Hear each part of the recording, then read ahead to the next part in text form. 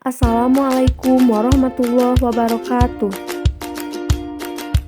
Saya Ina Febriani, kelas 11 MIPA 1. Kali ini saya akan menjelaskan materi tentang proposal. Pernahkah kalian melakukan kegiatan di sekolah? Untuk melakukan kegiatan tersebut, kalian perlu membuat proposal terlebih dahulu. Proposal adalah sebuah tulisan yang memaparkan rencana kegiatan yang diajukan kepada pimpinan dan donatur agar kegiatan yang dimaksud dalam proposal itu dapat disetujui, diberikan dukungan, dan diberikan dana. Tujuan dibuatnya proposal adalah untuk memperoleh bantuan dana, memperoleh dukungan atau sponsor, dan memperoleh perizinan. Fungsi proposal. Pertama, fungsi proposal untuk mendirikan usaha kecil, menengah, atau besar. Kedua, fungsi proposal untuk mengajukan tender dari lembaga pemerintah atau swasta. Ketiga, fungsi proposal untuk mengajukan kredit kepada bank. Keempat, fungsi proposal untuk mengadakan acara seminar, diskusi, pelatihan, dan sebagainya.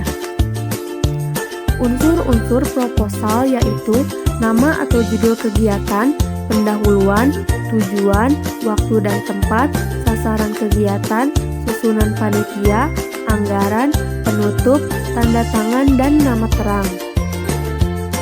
Adapun unsur-unsur dari proposal yang perlu diketahui antara lain: pertama, latar belakang masalah.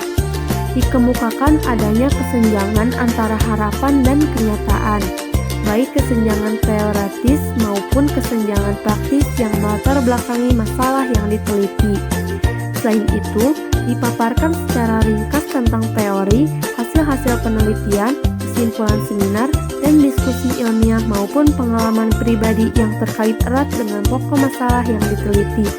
Dengan demikian, masalah yang dipilih untuk diteliti mendapat landasan berpijak yang lebih kokoh. Kedua, rumusan masalah. Rumusan masalah dinyatakan secara tersurat berupa pertanyaan-pertanyaan yang ingin dicarikan jawabannya. Dalam hal ini, hendaknya rumusan masalah disusun secara singkat, padat, jelas, dan dituangkan dalam bentuk kalimat tanya. Rumusan masalah yang baik akan menampakkan variabel-variabel yang diteliti dan dapat diuji secara empiris. Ketiga, tujuan penelitian. Tujuan penelitian diungkapkan kepada sasaran yang ingin dicapai dalam penelitian. Tujuan penelitian mengacu pada rumusan penelitian dan berupa pernyataan. Keempat, hipotesis.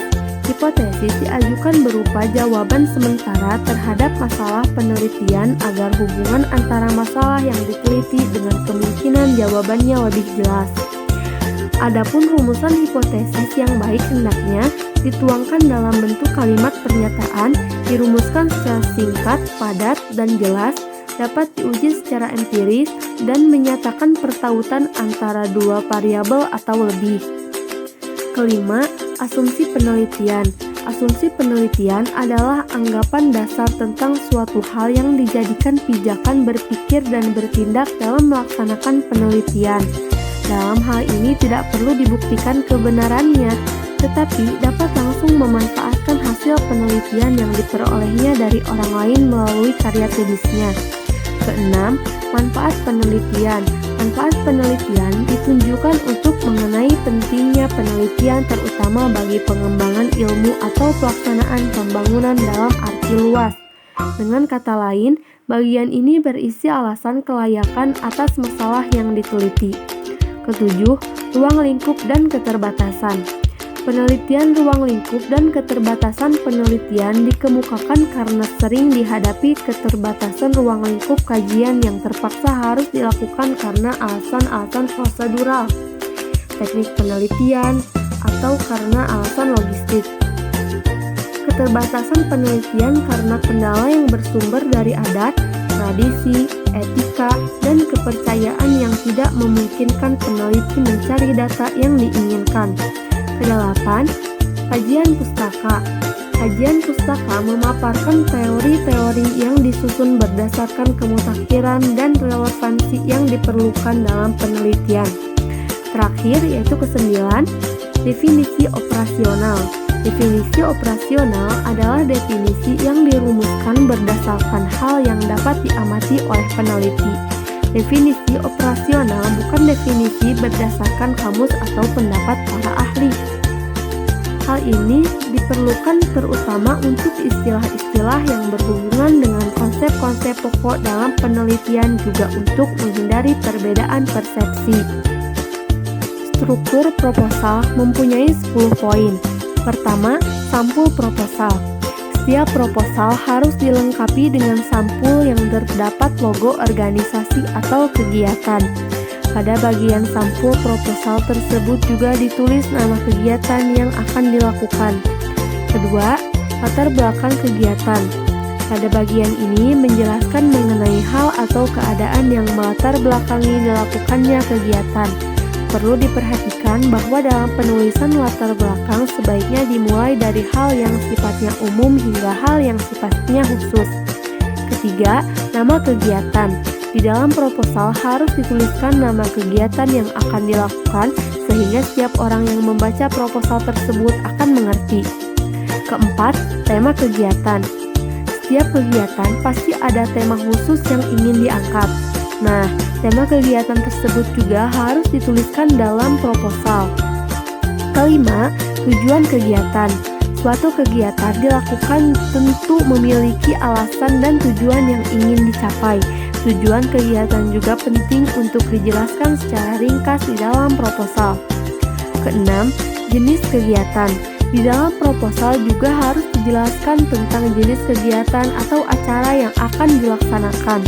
Jenis kegiatan tersebut juga harus dijelaskan maksud dan tujuannya.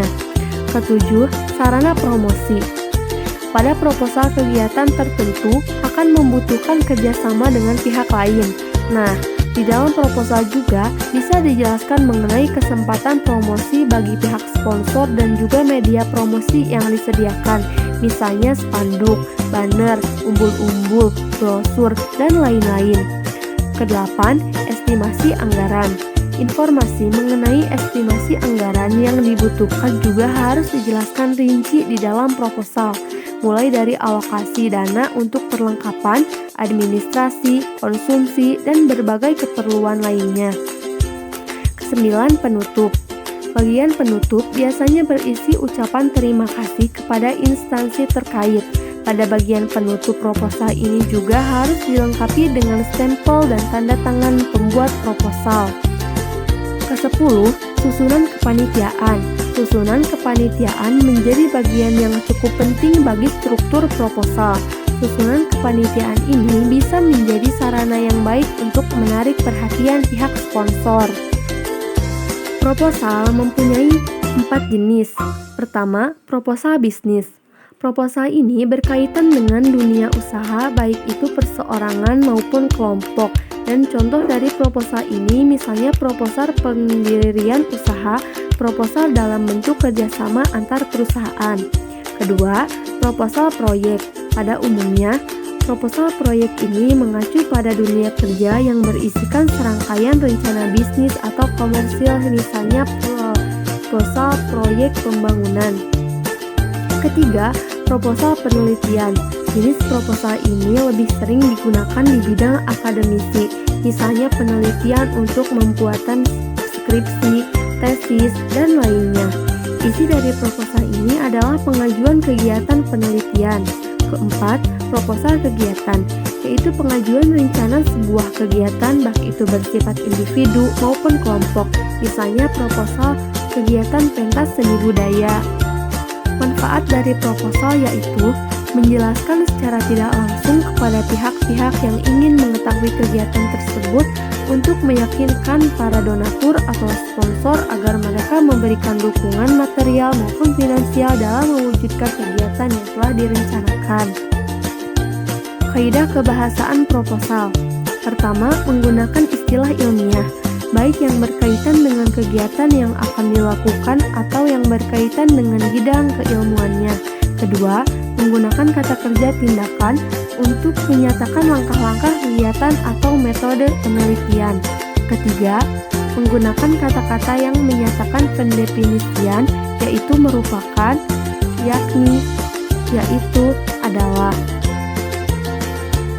Keempat, menggunakan kata-kata yang mengandung makna perincian seperti pertama, kedua, dan selain itu. Kelima, menggunakan kata-kata yang bersifat keakanan seperti akan, diharapkan. Keenam, menggunakan kata-kata denotatif atau bermakna sebenarnya. Hal ini sangat penting untuk menghindari kesalahpahaman antara pihak pengajuh proposal dengan pihak penerima proposal.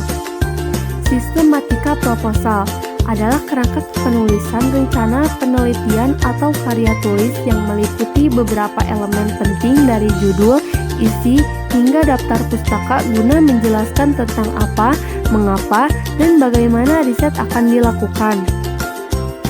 Nah, itu saja yang bisa saya sampaikan. Mohon maaf dengan segala kekurangannya. Semoga bermanfaat. Wassalamualaikum warahmatullahi wabarakatuh.